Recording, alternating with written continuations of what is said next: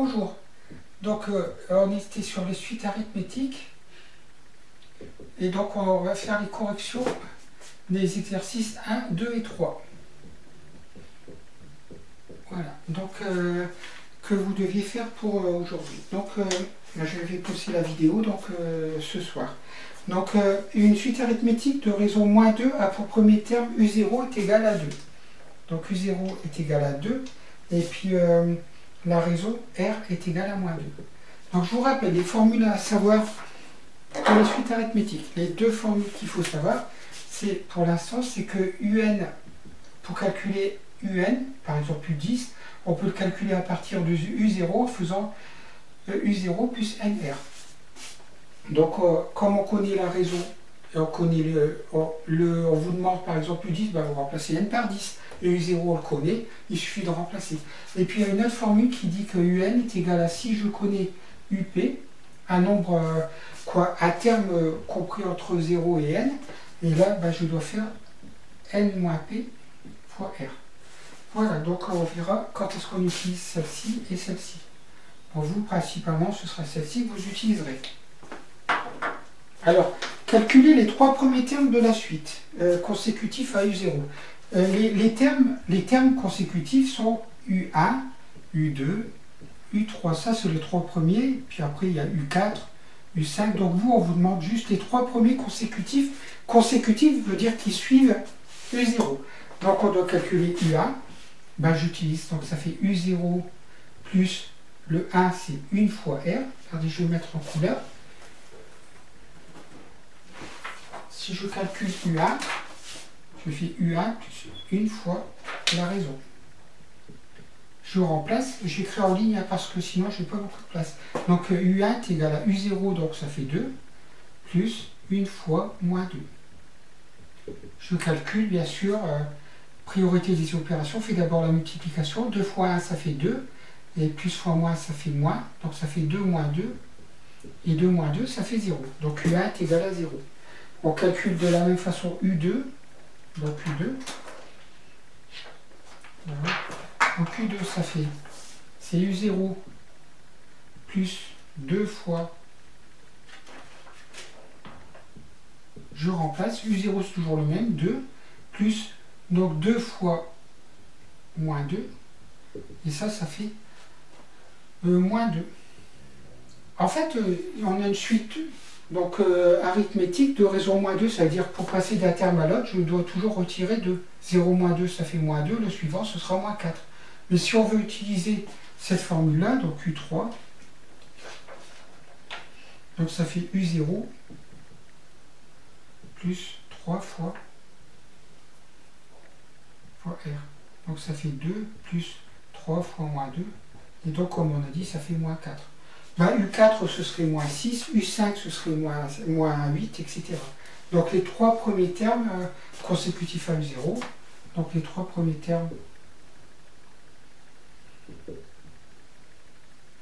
consécutifs à U0 sont, donc U1 est égal à 0, U2 est égal à moins 2, et U2 est égal à moins 4. Voilà, U3, pardon. Hop. Voilà, calculer donc la somme des 10 premiers termes, ça on n'a pas encore vu la formule, donc je vous ai dit qu'on le ferait plus tard. La suite est-elle croissante ou décroissante? Donc comme la raison est négative, donc ça c'est la question numéro 3, ça c'était la question numéro 1. Donc la raison étant négative,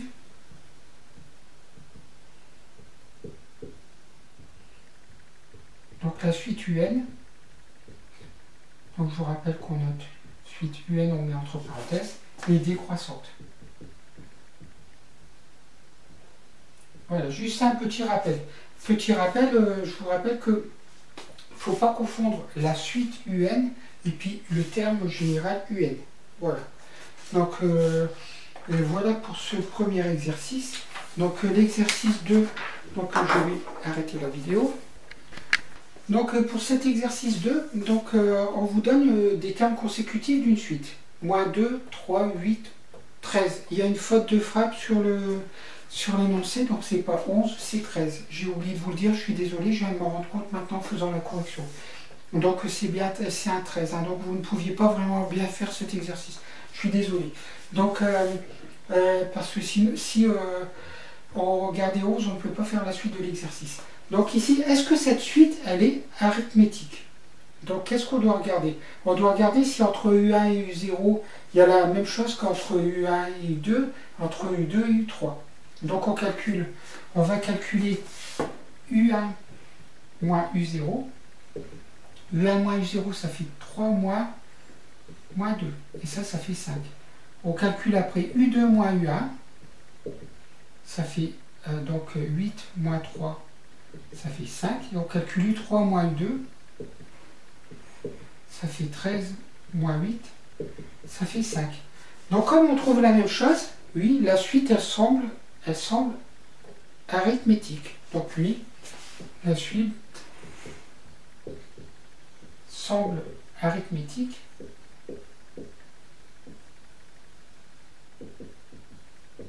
Et la raison,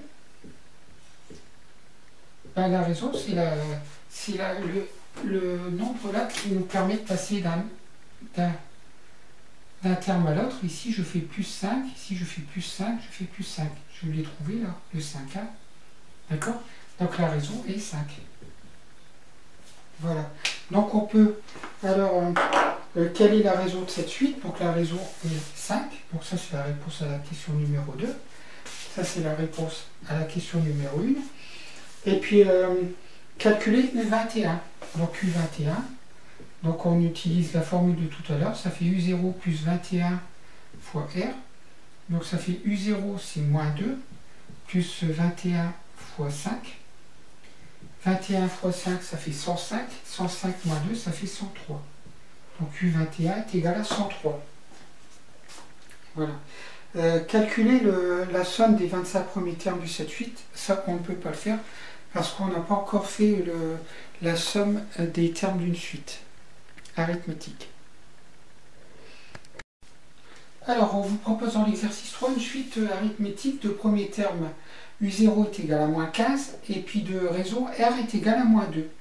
Alors, la question qu'on vous pose, c'est quelles sont les variations de la suite? Ben, ça c'est simple, on a vu le théorème. Quand la raison est positive, la suite elle est croissante. Quand la raison est négative, la suite est décroissante. Donc ici, R est égal à moins 2. Comme R est négatif, donc la suite UN est décroissante.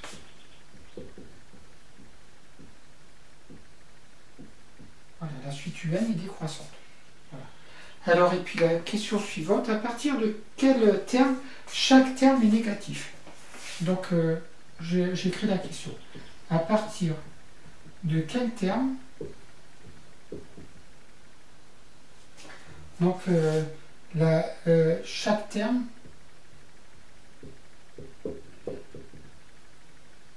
est négatif. Bon, il y a plusieurs façons de le faire. On peut le faire à la main, mais on va voir qu'on le fera autrement après. On va les écrire. Le premier terme, c'est moins 15. La raison, c'est moins 2. Donc, ça fait, ici, ça fait moins 17, moins 19, moins 21, etc. En fait, on voit que tous les termes sont négatifs.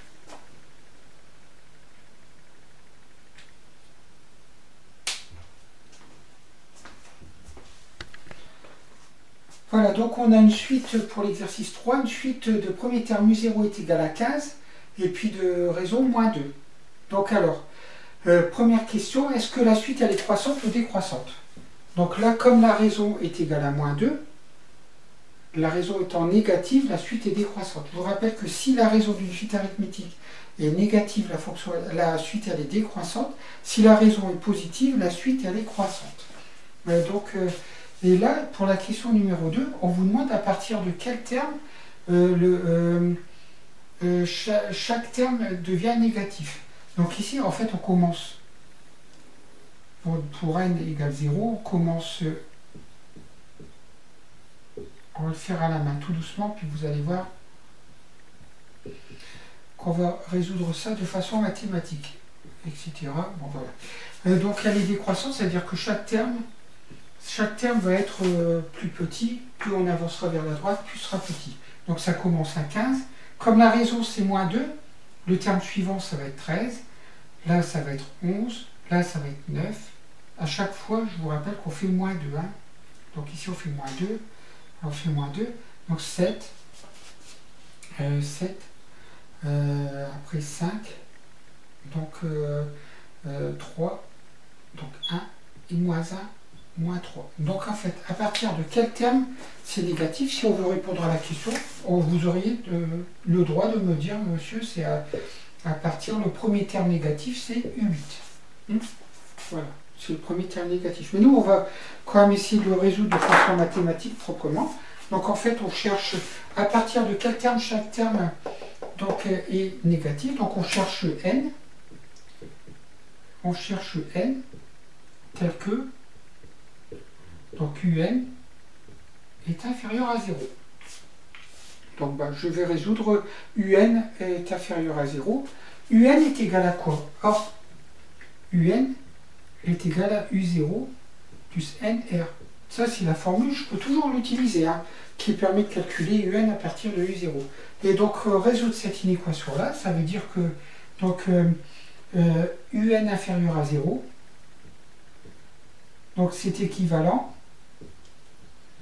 donc, à l'inéquation u0 plus nr inférieur à 0. Mais je connais u0, je le remplace. Ça fait 15, plus r, je le connais, c'est moins 2. Donc plus fois moins, ça fait moins. Donc moins 2n inférieur à 0. Voilà. Donc cette inéquation, je sais la résoudre. Je vais me débarrasser du 15, donc je vais faire moins 15. Si je fais moins 15 à gauche, je fais 0, moins 15 à droite. Il me reste moins 2n, donc inférieur à moins 15. Et là, je dois diviser par moins 2. Je vais moins 15, pardon.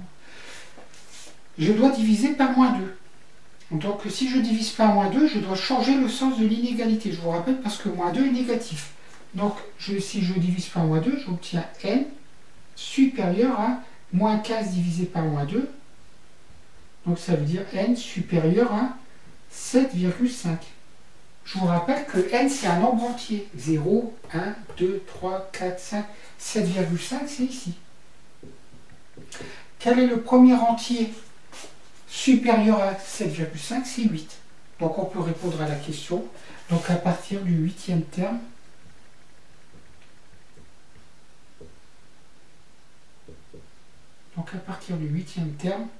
on a un qui est négatif. Voilà. N'hésitez pas à poser vos questions à Paridico sur mon adresse mail si vous avez du mal à comprendre certaines choses. Je vous souhaite une agréable journée. Au revoir.